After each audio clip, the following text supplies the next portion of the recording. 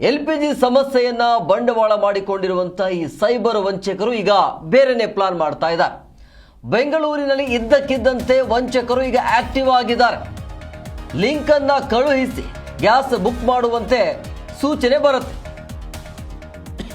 Agency ಹೆಸರಲ್ಲಿ link ಅನ್ನ ಕಳುಹಿಸಿ ಈ ರೀತಿಯಾಗಿ ಮಹಾ ವಂಚನೆ ಮಾಡಲಾಗ್ತಾ ಇದೆ ಅನ್ನುವಂಥ ಬಹಳ ಗಂಭೀರ ಆರೋಪ. ಗ್ಯಾಸ್ ಸಿಗತ್ತೆ ಅಂತ ಹೇಳಿ ಆ ಲಿಂಕ್ ಅನ್ನ ಒತ್ತಿದ್ರೆ ಮುಗಿದೋಯ್ತು ನಿಮ್ಮ ಕತೆ.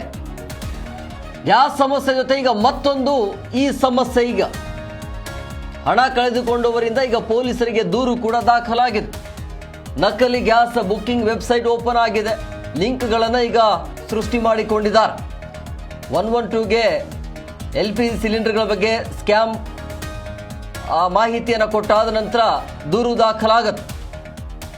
ಯಾವ ರೀತಿಯಾಗಿ ಸ್ಕ್ಯಾಮ್ ಮಾಡಲಾಗ್ತಾ ಇದೆ ಅಂತೇಳಿ ಕಳೆದ 3-4 ದಿನಗಳಿಂದ ಏನೆಲ್ಲ ಸಮಸ್ಯೆ ಆಗ್ತಾ ಇದೆ ಅನ್ನೋದು ಗೊತ್ತಿರುವಂಥ ವಿಚಾರ.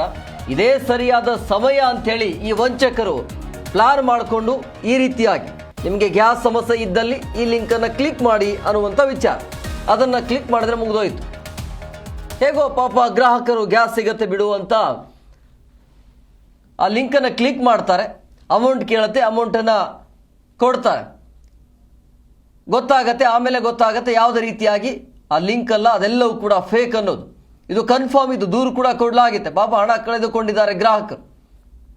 ಈಗ ಸಿಟಿ ಪೊಲೀಸರಿಂದ ಸೋಷಿಯಲ್ ಮೀಡಿಯಾಗಳ ಮುಖಾಂತರ ಜಾಗೃತಿ ಮೂಡಿಸುವಂತ ಕೆಲಸಕ್ಕೆ ಮುಂದಾಗಿದ್ದಾರೆ.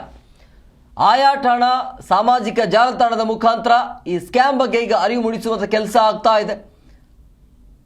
ಯಾವ ರೀತಿಯಾಗಿ ಈ ಫೇಕ್ ಬುಕ್ಕಿಂಗ್ ವೆಬ್ಸೈಟ್ ಇರುತ್ತೆ ಅನ್ನೋದ್ರ ಬಗ್ಗೆ, ಆ ನಕಲಿ ಲಿಂಕ್ಗಳನ್ನು ಯಾವ ರೀತಿಯಾಗಿ ಸೃಷ್ಟಿ ಮಾಡಿಕೊಂಡಿದ್ದಾರೆ ಅಂತ.